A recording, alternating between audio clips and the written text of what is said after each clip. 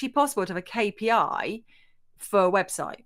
Yeah, you can. It's just, what do you want to actually measure? That's the key aspect. For us, our ultimate metric has got to be placements and hires, right? That's the Yeah. ultimate metric.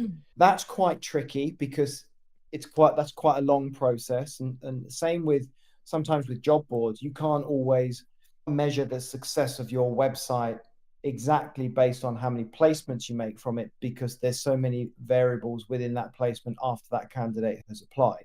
So we're increasingly looking at qualified or quality applications, and you can determine what's defined as a quality application yourself or within the business.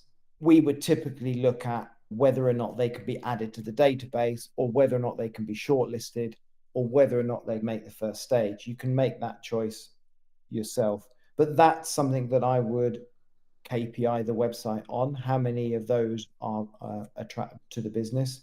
You may also want to look at how many job alert registrations you're getting. That's a good indication of whether or not your website is growing or decreasing in popularity. You may want to look at how many client contacts you're receiving per month as well. So there are some specific things in which you can set yourself targets on, and then kind of then start to drill down and work on how well that you've got to have a benchmark from somewhere. You've got to start with something. So even the fact that you start looking at anything is a good start, and it's better than looking at nothing.